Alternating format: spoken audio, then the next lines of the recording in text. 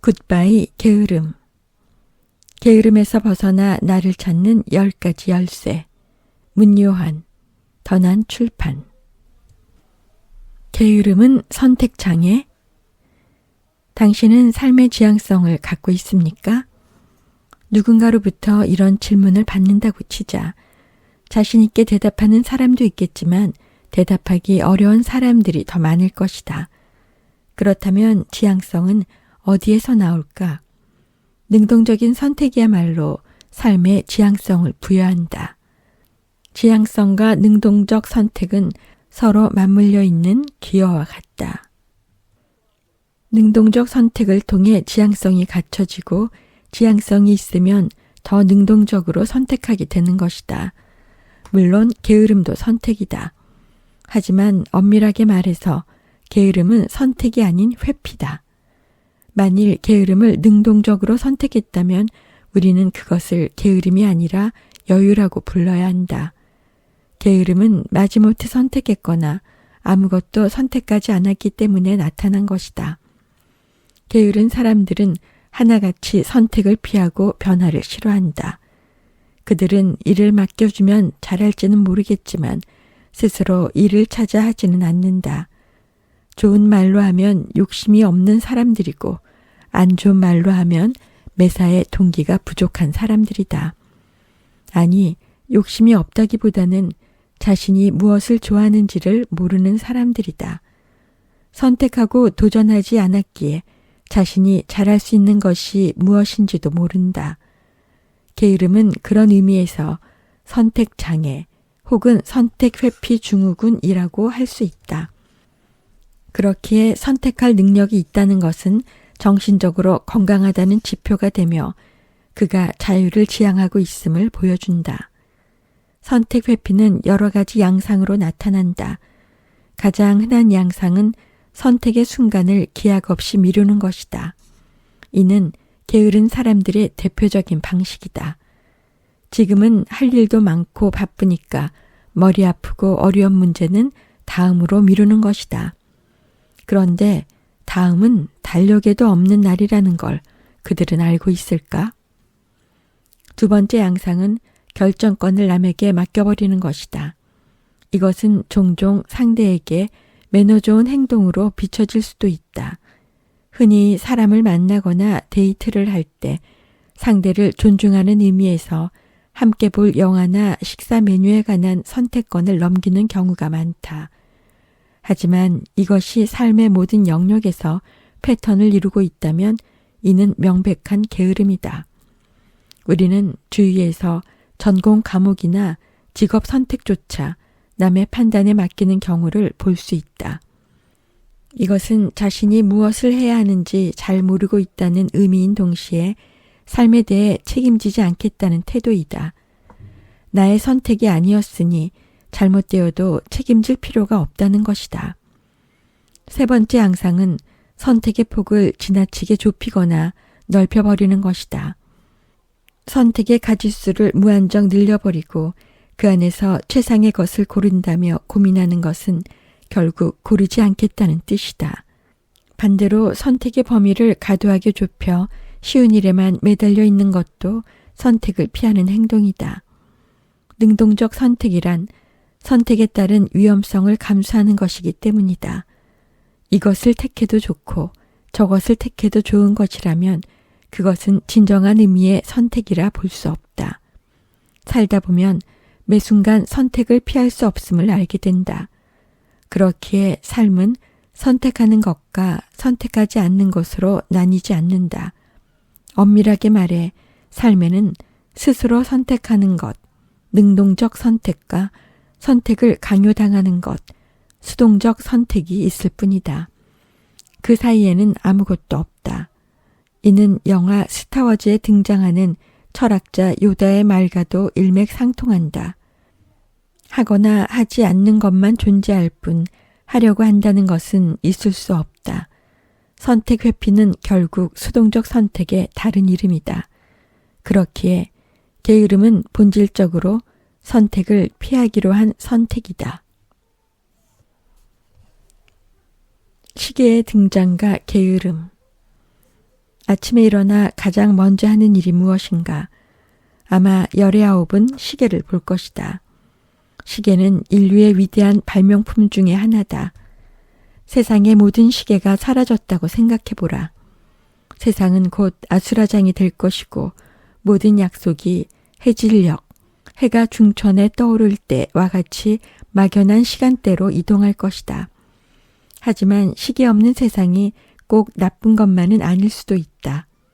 지각이란 게 없으니 구차하게 변명을 늘어놓지 않아도 되고 시간이 돼서 밥을 먹는 것이 아니라 배가 고프면 먹을 것이다. 처음에는 불편하겠지만 시간이 갈수록 분초를 다투지 않는 삶이 안겨주는 여유가 우리를 편하게 해줄지 모른다. 나는 2년 전 가족과 함께 괌 여행을 다녀온 적이 있다. 우리 가족은 하필이면 모두 시계가 없었다. 그런데 공교롭게 괌에도 시계를 차고 다니는 사람이 많지 않았다. 우리는 수시로 시간을 확인하고 싶다는 충동을 느꼈다. 시간을 확인하지 못하는 것이 그렇게 강한 금단 증상을 남길지 몰랐다. 하지만 시간이 조금 지나자 오히려 편하다는 생각이 들기 시작했다. 어느덧 우리는 쫓기는 마음 없이 이국의 풍경을 즐길 수 있었다. 이국의 아이들과 함께 어울렸고 괌의 일몰을 하염없이 지켜보다가 때늦은 저녁을 먹기도 했다. 시계에 맞춰 빡빡한 일정대로 움직였다면 좀 더 많은 곳을 볼 수 있었겠지만 시계 없는 여행이 주는 묘미는 만끽하지 못했을 것이다. 여행의 묘미 중 하나는 질서로부터의 이탈이 아니겠는가. 시계의 등장으로 영혼의 시간이 쪼개지면서 삶 역시 전체성을 잃어버리고 쪼개지기 시작했다. 그리고 예전에는 존재하지 않았던 새로운 단어들이 출현했다. 시간과 장소의 심리학을 연구하는 캘리포니아 주립대학 심리학과 교수 로버트 레비는 시간은 어떻게 인간을 지배하는가라는 책에서 시계의 등장을 이렇게 소개하고 있다. 균일한 시간의 측정은 현대의 발명품이다. 분과 초라는 개념은 더욱 최근에 등장했다. 시간의 작은 단위까지 정확하게 측정할 수 있는 시계가 개발되고 나서야 제 시간이나 5분 늦어 사과하는 것 같은 개념들의 의미를 갖게 되었다. 최초의 기계시계가 시간을 표시하기 시작한 직후에 영어에 스피드라는 단어가 등장했다. 17세기 후반이 되어 정시라는 단어가 약속 시간에 정확하게 도착하는 사람을 묘사하기 위해 사용되기 시작했다. 그 후 1세기 만에 오늘날 쓰이는 시간엄수라는 단어가 영어에 처음으로 등장했다. 시계의 발명 이전에는 꼭 해야 할 약속이 있으면 대개 새벽에 하기로 했다. 자연은 사람들에게 가장 정확한 시간 표시 기능 역할을 했다. 산업화와 함께 등장한 시계로 인해 모든 것이 변하기 시작했다. 시간을 정확하게 지키는 특성이 비로소 성취, 성공과 관련을 맺게 되었다. 시계의 시간에 맞춰 사는 것은 바쁘게 사는 신흥 계급의 결정적인 특성이 됐다. 아울러 시계를 소유하는 것은 이런 부류에 속한다는 상징이 됐다. 그래서 문명 비판가인 루이스 멈포드 같은 사람은 산업혁명의 가장 핵심적인 기계장치는 증기기관차가 아니라 시계라고 말하기도 했다. 휴대시계의 발명은 정확한 시간을 알려줌으로써 사람들로 하여금 일정한 시간에 동시에 움직이는 것을 가능케 했다. 통제와 표준화의 확실한 토대가 닦여진 것이다. 사람들은 이제 영원과 같은 긴 세월보다는 시간 자체에 매몰되었다. 생산은 시간으로 측정되었고 급여 역시 노동시간에 근거하여 지불되었다. 공장은 시간 경쟁에 앞다투어 빠져들었고 이는 테일러리즘으로 이어졌다. 지난 20세기 초 프레드릭 테일러는 자신이 일하는 공장에서 작업 형태와 업무 소요 시간을 일일이 측정하여 효율적인 공정 방식을 개발함으로써 생산성을 획기적으로 끌어올렸다. 시간이 돈이 되는 세상이 온 것이다. 이제 게으름은 부도덕인 동시에 가난의 직접적 원인으로 치부되었다. 부자는 부지런하고 가난한 자는 게으르다는 등식이 성립함으로써 이제는 가난조차도 비난의 대상이 되어버린 것이다. 게으름뱅이들의 단골 레퍼토리. 변명이란 곧 자기 합리화다. 선택을 연기하고 할 일을 미룬 것에 대해 그럴듯한 구실이나 논리적 이유를 대는 것이다. 즉, 게으름은 선택의 회피라는 사실과 지금 회피할 수밖에 없는 이유라는 변명으로 이루어져 있는 셈이다. 첫 번째 변명. 기약 없는 후일을 약속한다. 가장 흔히 하는 변명이다. 게으름을 피울 때도 많이 하지만 게으름으로 인해 안 좋은 결과가 주어졌을 때도 많이 한다. 여기에는 세 가지 다른 유형이 존재한다. 1. 게으름을 신중함으로 미화하는 경우. 신중해. 아직 확실치가 않아. 실패하면 큰일이니까 좀 더 알아보고 다음에 해야지 라며 자꾸 선택과 시작을 미룬다. 완벽주의자나 자기 회의가 강한 사람일수록 이런 변명에 익숙하다. 2. 눈앞의 즐거움에 집착하는 경우. 중요한 일을 앞두고 오늘까지는 쉬고 내일부터 하자라며 지키지도 않을 약속을 한다. 흔히 중독에 빠진 사람들이 이런 변명을 많이 한다. 그 대상이 술, 약물, 게임, 도박, 쇼핑 등 무엇이든 상관없다. 그들이 공통적으로 외치는 말은 딱 오늘만, 딱 한 번만이다. 하지만 그들에게는 매일매일이 오늘의 연속일 뿐이다. 3. 게으름을 효율성으로 미화하는 경우. 어떤 사람들은 이를 막판에 몰아서 하는 것을 효율적인 방식이라고 여기며 일단 밀어놓기를 좋아한다. 이들은 이를 모을 줄만 알 뿐 나눌 줄은 모른다. 게으름으로 인해 안 좋은 결과가 벌어지면 이들은 역시 다음부터는 잘하자라고 자기 위안을 하며 게으름의 결과를 쉽게 잊어버린다. 하지만 다음이라는 말은 입에 발린 소리일 뿐이다. 닥치면 하게 돼 있어. 난 오히려 막판에 실력이 나와. 조금씩 하느니 나중에 모았다가 한꺼번에 해야지. 두 번째 변명. 게으름을 철학으로 미화한다.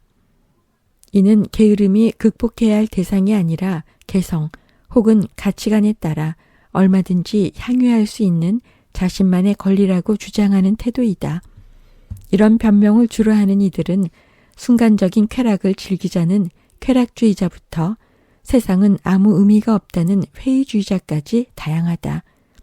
흔히 게으른 사람들은 회의주의나 쾌락주의에 빠져 있는 경우가 많다.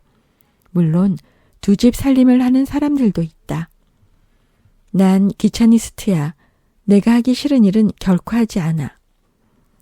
사람이 말이야 여유를 가지고 살아야지. 일에는 때가 있는 법이야. 노력해봐야 무슨 소용이 있어. 모두 욕심일 뿐이야. 삶이란 그냥 다 헛된 거야. 인생 뭐 있나? 그냥 즐기면서 사는 거지. 세 번째 변명. 게으름은 자신의 선택이 아니라고 부인한다. 게으름의 원인을 외부 상황이나 다른 사람의 탓으로 돌린다. 회사 일이 워낙 바빠야 말이지. 그 일을 할 상황이 안 됐어. 그 일은 나에게 맞지 않아.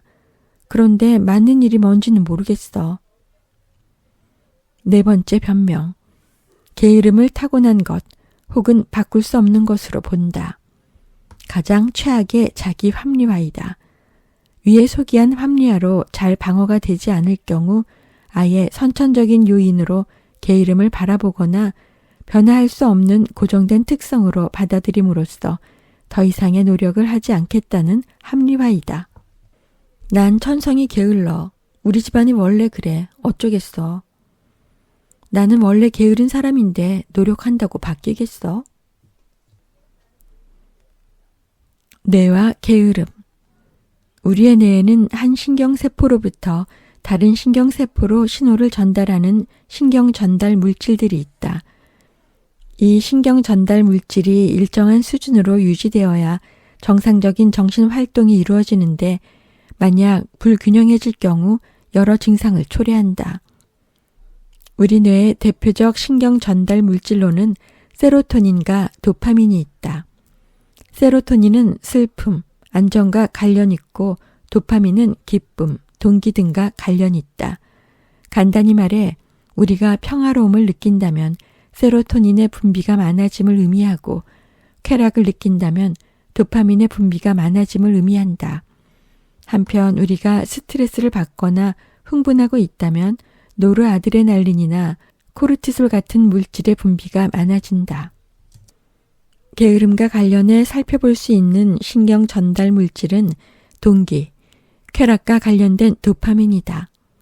흔히 중독을 유발하는 물질, 즉 술이나 마약을 복용할 경우 뇌 속에 도파민 분비가 늘어나 쾌락을 느낀다. 그렇다면 이런 약물에 의지하지 않고 어떻게 일상에서 기쁨을 얻을 수 있을까? 인간은 사랑할 때, 칭찬이나 인정을 받을 때, 성취감을 느낄 때 도파민 분비량이 증가한다. 바로 여기에 게으름의 원인이 있다. 가만히 살펴보자. 이러한 내적 기쁨을 얻기가 쉬운가? 물론 사람에 따라 답이 다르겠지만 현실적으로 쉽지 않다. 내적 기쁨을 얻기 위해서는 노력과 시간이 필요하며 그 노력과 기다림이 반드시 기쁨의 보상으로 이어지는 것도 아니다. 사랑은 다툼이나 이별로 이어지기 쉽고 칭찬과 성취를 위한 노력은 비난이나 실패로 끝나기 쉽다. 그리고 기쁨의 보상이 주어지기까지 그 기간을 예상하기 힘들 뿐더러 대부분 길다. 그렇기에 진정한 기쁨을 얻으려면 우리는 일정한 어려움과 불확실함, 고통을 참아내야 한다. 역경을 극복하고 삶을 전진시킨 사람이나 고통을 견뎌내고 마라톤을 완주해본 사람은 안다. 진정한 기쁨을 얻기 위해서는 불편함이나 고통 같은 장애물이 필요하다는 것을. 하지만 많은 사람들은 고통 없는 기쁨을 얻으려고 한다. 즉각적 쾌락을 추구하는 것이다. 어린아이들의 경우를 보자. 아이들은 더 큰 기쁨을 위해 지금 당장에 작은 기쁨을 미루기가 쉽지 않다. 즉각적인 만족과 눈앞의 이익을 추구하기 마련이다. 지금의 사탕 한 개를 내일의 사탕 한 봉지와 바꾸려고 하지 않는다. 그러나 아이들은 자라면서 더 나은 내일을 위해 오늘의 불편함을 견디는 법을 배워나간다. 스스로를 통제하고 미래를 위해 투자하는 것을 배운다. 그것은 발달과 성장의 중요한 단면이다. 그리고 이 같은 발달과 성숙을 위해서는 오늘 불편함을 참으니까 다음날 더 좋은 보상이 주어지는구나 하는 구체적 깨달음이 필요하다. 즉, 노력에 따른 긍정적 성취 경험이 없다면 우리는 내일을 위해 오늘의 불편함을 참지 않는다. 그런데 안타깝게도 이것은 아이들의 이야기만은 아니다. 성인들도 삶에 재미가 없으면, 즉 사랑이나 인정이나 성취를 얻지 못하면 어린아이와 같이 즉각적인 만족과 눈앞의 이익을 추구하게 된다. 그 대표적인 행위가 중독이다. 중독은 행위를 하는 바로 그 순간 즉각적인 쾌락을 안겨준다. 그런 쉬운 방법이 있는데 누가 힘들게 고생하고 위험을 무릅쓰면서 노력할 것인가?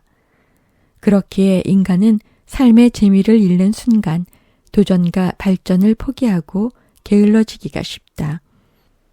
그런 점에서 보면 게으름이란 곧 즉각적 만족과 눈앞의 이익을 추구하는 것이라고도 할 수 있다. 하지만 우리의 뇌는 같은 자극에 대하여 실증을 잘 느낀다.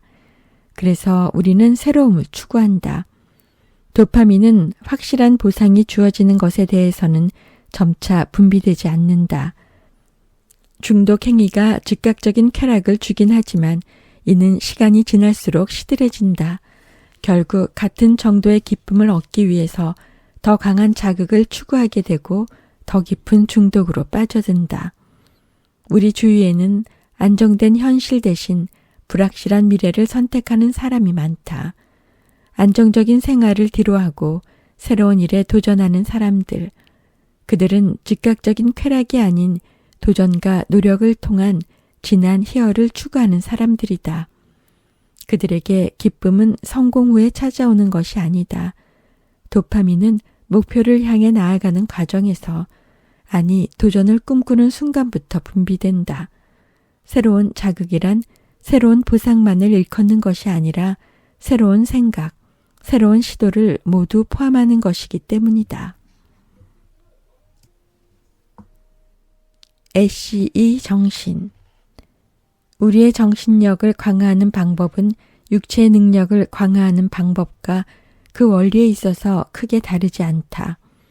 만일 우리가 근력, 지구력, 순발력과 같은 능력을 높이려면 어떻게 해야 할까? 답은 말할 것도 없이 그에 합당한 운동을 하는 것이다. 혼자서 할 수도 있고 트레이너의 지도를 받을 수도 있다. 게으름에서 벗어나는 것도 크게 다르지 않다. 저하된 정신 에너지를 훈련을 통해 끌어올려주는 과정이 필요하다. 최신 뇌과학은 우리의 뇌가 정신 훈련을 통해 강화되고 변화하는 유동적인 조직임을 입증하고 있다. 게으름과 관련해서는 특히 자각 능력, 창조 능력, 실행 능력이 중요하다. 이 세 가지를 합쳐 ACE 정신 능력이라고 한다. 즉, 인식의 수준을 높여 엄정한 자기 성찰을 하고 게으름에서 벗어나는 것 이상의 비전을 창조하며 작은 실천을 통한 확장으로 실천성을 높여야 한다. 각각의 정신 능력을 높일 수 있는 세부적인 훈련 방법은 뒤에서 다시 소개하기로 한다. 1. 자각 능력. 여기서 말하는 자각 능력은 자기 성찰 능력을 말한다. 자기 성찰이란 내 안에서 일어나는 것, 내가 하는 것이 무엇인지를 나 스스로 아는 것을 말한다. 즉, 마음을 살피는 마음이라고 할 수 있다. 게으른 사람들은 보통 부정적 인식 틀로 세상을 지각하고 해석한다. 그러기에 그 부정적 인식 틀에서 벗어나는 사고가 필수적이다. 게으름을 만든 사고 체계로는 게으름에서 빠져나올 수 없기 때문이다. 이를 위해서는 자신의 마음에서 한 걸음 벗어나야 한다. 그것은 우리가 마음의 주체이면서 동시에 관찰자가 되는 것을 의미한다. 우리 모두의 마음에는 자신을 객관화시킬 수 있는 능력이 있다. 이를 정신의학에서는 관찰적 자아라고 한다. 자기 관찰은 자기 변명도 자기 비판도 아니다. 변명과 비난을 경계하며 자신을 엄정하게 살펴보는 것이다. 이렇게 자신의 틀에서 벗어나 자신을 바라보는 능력이 향상되면 실행의 질이 높아진다. 절에는 풍경, 목탁, 목어처럼 물고기 모양을 하고 있는 것들이 많다. 물고기는 자나깨나 항시 눈을 뜨고 있기 때문이다. 다시 말해 수행자가 마음의 눈을 뜨고 항상 깨어 있으라는 메시지가 담겨 있는 셈이다. 게으름을 살피는 마음의 눈 또한 늘 깨어 있어야 한다. 2. 창조 능력. 여기서 말하는 창조 능력이란 일반적인 창조성보다는 미래 설계 능력을 말한다. 게으름에 대한 정신 훈련의 핵심은 미래에 대한 기억을 창조하는 것에 있다고 해도 과언이 아니다. 중요한 것은 미래를 상상하는 것이 아니라 이미 발생한 사건처럼 체험하는 데 있다. 미래를 떠올리는 것이 아니라 미래 속으로 들어가야 하는 것이다. 이를 위해서는 원하는 미래를 오감을 통해 생생하게 그려내는 심상 능력이 중요하다. 핵심은 원하는 미래상을 체험하는 것이지만 필요에 따라 게으름에 계속 빠져 있을 경우 닥쳐올 미래의 불행을 생생하게 떠올릴 필요도 있다. 3. 실행 능력. 일찍이 중국의 유학자 왕양명은 지행 합의를 표방하며 암과 삶이 다르지 않음을 강조했다. 즉, 안다는 것은 실천의 시작을 의미하고 알은 실천을 통해 완성된다고 보았다. 그렇다면 알면서 안 하는 것은 어떤가? 그런 것은 없다는 것이 왕양명의 주장이다. 지와 행이 끊어져 있는 것은 제대로 안다고 볼 수 없다는 것이다. 우리는 흔히 알면서 실천하지 못했다고 말한다. 하지만 지행합일의 정신에서 바라보면 이는 결국 제대로 안 것이라고 볼 수 없다. 확실하게 알고 나서 실천하겠다는 것 역시 실행하지 못하는 것에 대한 변명일 뿐이다. 그렇다면 어떻게 해야 할까? 암과 실천이 서로 다가가야 한다. 연인이 서로를 그리워하듯 삶은 실천으로 다가서고 실천은 삶으로 다가가야 한다. 특히 작은 선택과 작은 실천을 통해 나아가는 것이 중요하다. 왜냐하면 실천 역시 습관이고 훈련으로 향상되는 정신 능력이기 때문이다.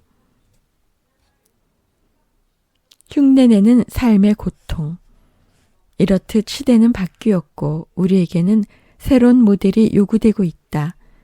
단지 게으름을 벗어나는 것이 우리 삶의 목적이 아니다. 부지런한 인간도 우리의 역할 모델이 아니다.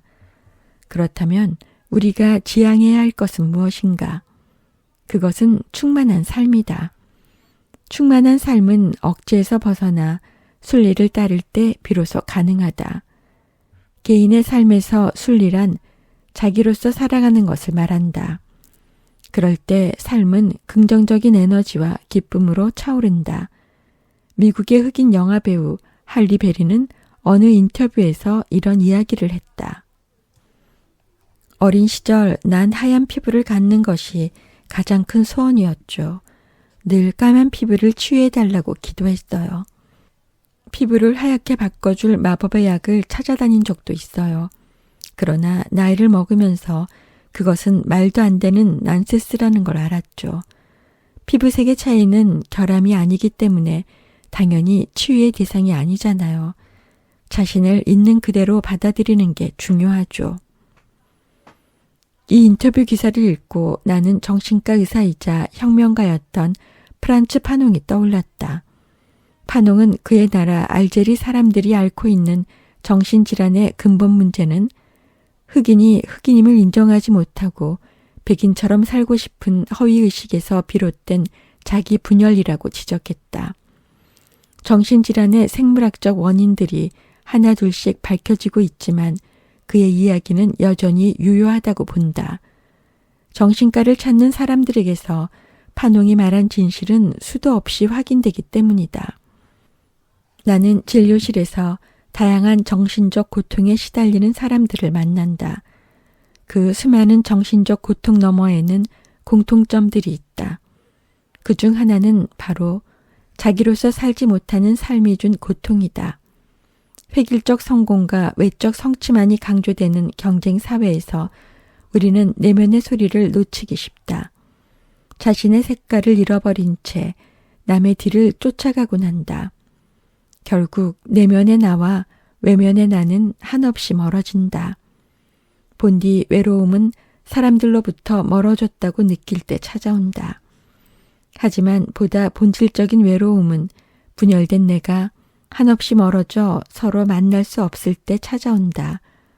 진짜 자신을 잃어버린 것 같은 상실감은 끝내 우리를 주저앉히고 만다. 자기로서 살지 못하는 삶. 나는 이를 세상에서 가장 큰 스트레스라고 생각한다.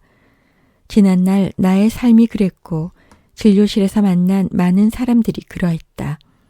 자신이 아닌 남이 되고 싶어 했고 자신에게 없는 것을 늘 부러워했다.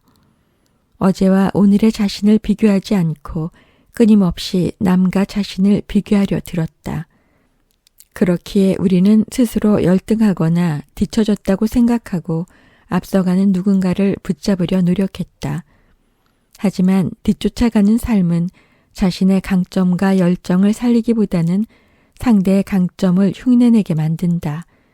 그리고 결국 흉내내는 삶은 우리를 주저앉게 만든다. 게을러지고 마는 것이다.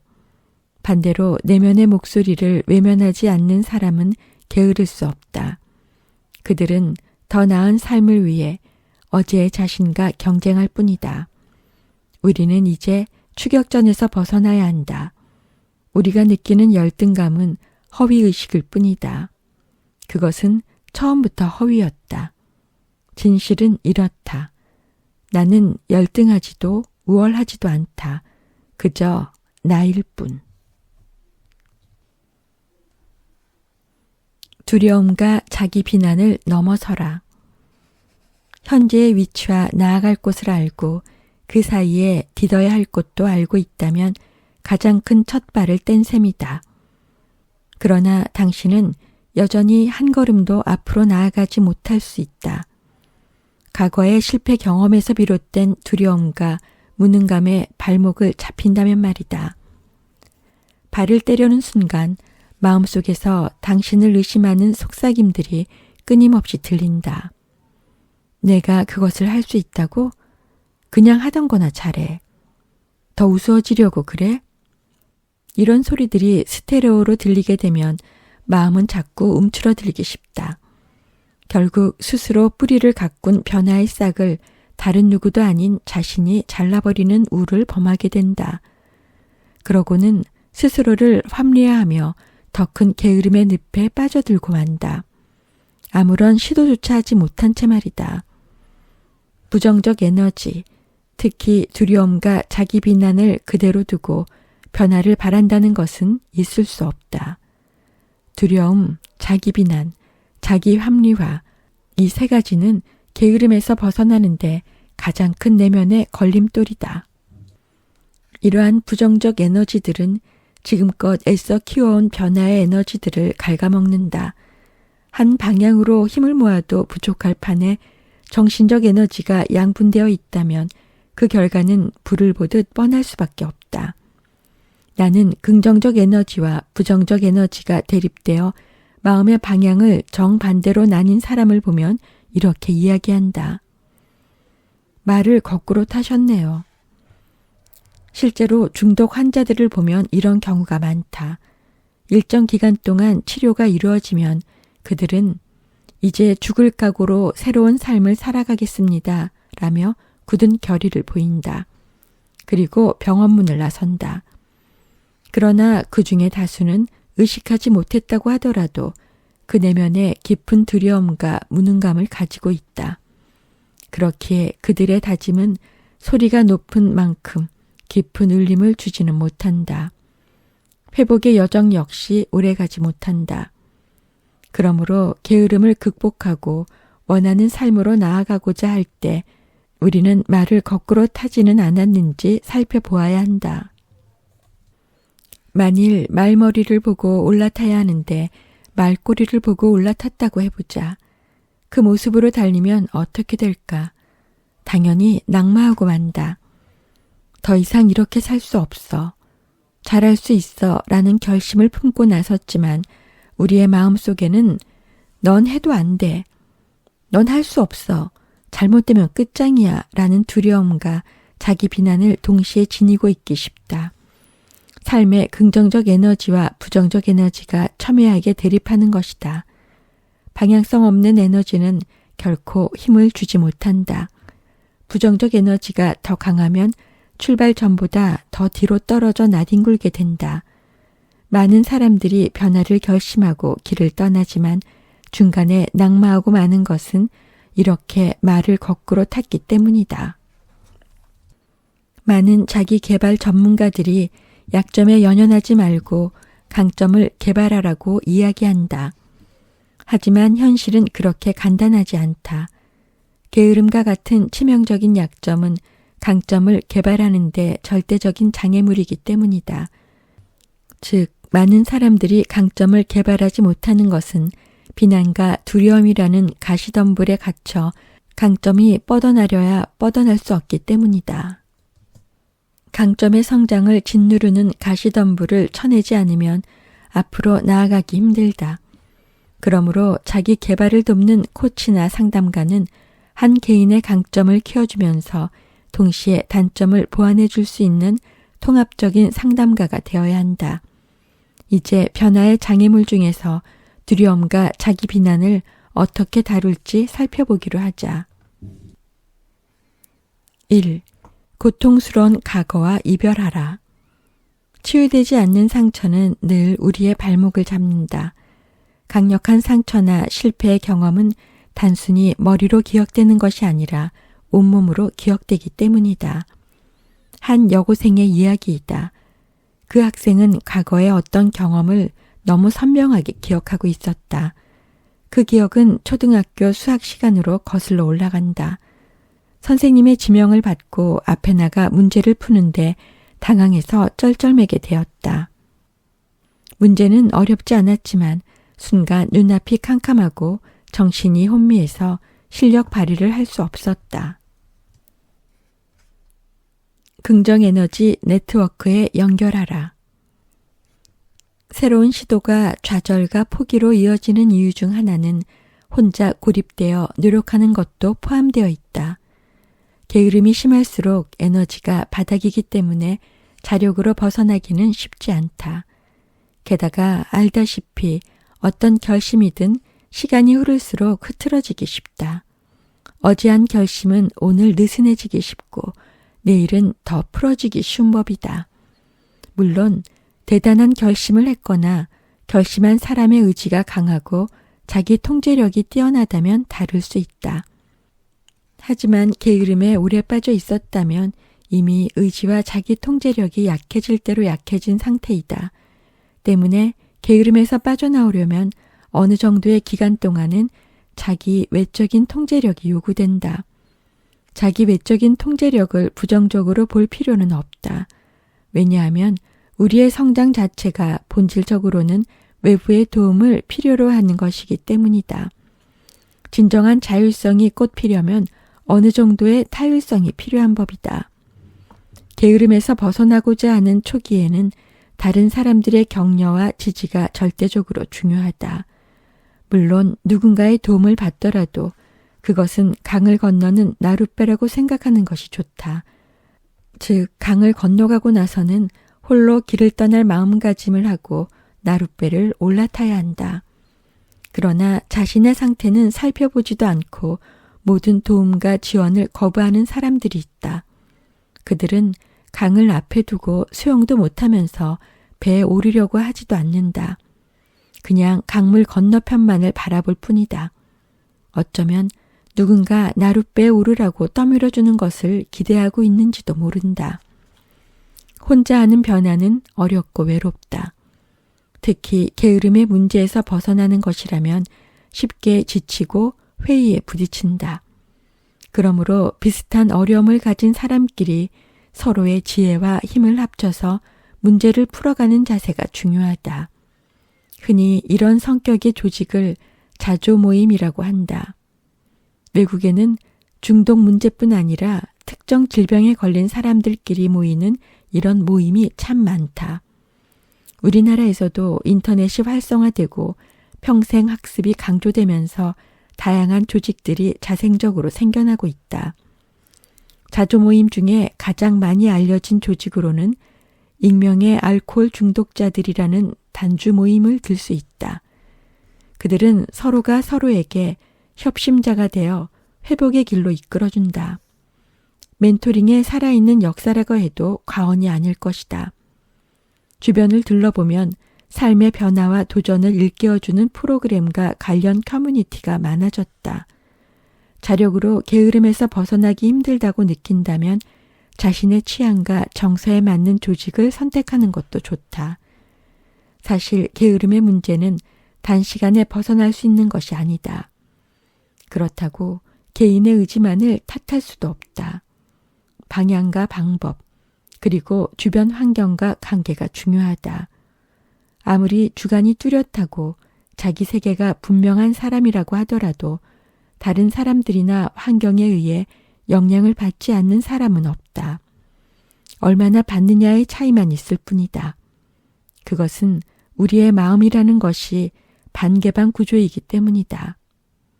우리는 자신의 의사와 상관없이 다른 사람들과의 관계에서 계속 에너지를 주고받으며 살아가고 있다. 서로 주고받는 말과 행동은 다시 말하면 에너지를 주고받는 것이 된다. 그렇기에 부정적인 사람들과 같은 환경에 놓여 있으면 우리들의 마음은 부정적인 방향으로 바뀌기 쉽다. 반대로 긍정적인 꿈이 있는 사람들과 함께 있으면 우리들의 마음 역시 긍정적인 방향으로 바뀌기 쉽다. 한번 돌아보자. 주위의 사람들과 환경으로부터 계속 부정적인 에너지를 건네받고 있는 것은 아닌가. 게으름에 깊이 빠져 있을수록 부정적인 사람들과 환경에 처해 있기 쉽다. 게으른 사람들은 부정적인 에너지가 강한 사람들과 연결되어 있는 경우가 많다. 예부터 유유상종이란 말을 하지 않았던가.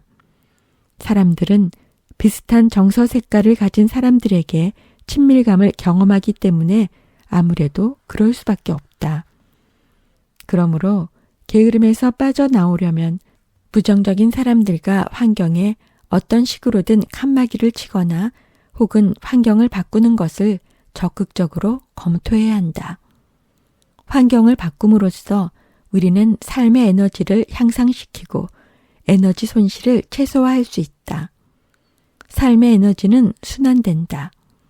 당신이 보다 발전적인 사람이 되고 싶다면 말 그대로 발전적인 사람들과 환경에 연결하는 것이 필요하다. 그러한 연결이 많아질수록 당신의 긍정 에너지 수위도 더욱 높아질 것이다. 연결하고 또 연결하라. 그래서 긍정 에너지 네트워크를 만들어라. 좋아요, 구독 눌러주세요.